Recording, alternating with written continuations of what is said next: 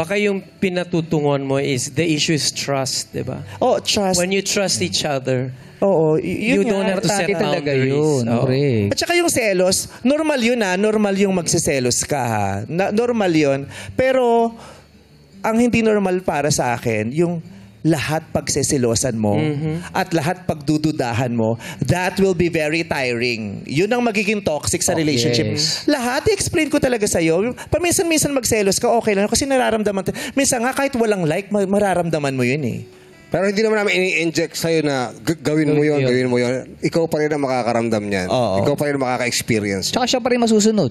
Siya naman yan, di ba? Yeah. Hindi, pero syempre, di ba, lalo na yung mga bagets, we are trying to enlighten them. Yes, oo. Kasi ba, lalo na kayo, di ba, ang hilig niyong sabihin yung salitang toxic. Di ba? Toxic nun eh. Toxic ng ganito eh. Di ba? Pero minsan sa dami rin ng konsepto natin ng toxicity, yun yung toxic. Kasi minsan hindi naman talaga... Tayo rin may mga times gumagawa, na... oo. Katulad yung salitang stress, hindi ka naman talaga stress eh. Pero lagi mong nasasabing, nakaka-stress to ha. Ay, ang stress niya na. Nako-condition tuloy yung utak mo yung about stress. Na kahit hindi ka stress, dahil sinasabi mo laging nakaka-stress ka at nai-stress ka, nagiging stress ka talaga. Why? Na-adapt Dahil nilagay mo sa utak mo, di ba? So kung ano yung kinocondition mo sa utak mo, nangyayari. Parang sa gabi nga, yung pagsasabi, nagugutom ako. Tuwing lagi mong sinasabing nagugutom ako, lalo kang magugutom. When in fact, nauuhaw ka lang. Pag uminom ka ng tubig, tapos na yon.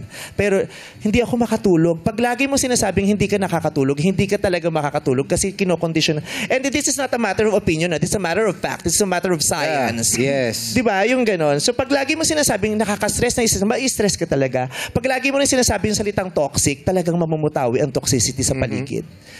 Kasi nagiging word of mouth natin yung toxic, na kahit hindi siya toxic, ang description mo sa kanya toxic siya. Mind conditioning yan eh. Yes. Pag It's yun ang the iniisip power mo. of the spoken word. Correct. Once you, it's like declaring to the world that this is so. Oo. So, nagiging ganon.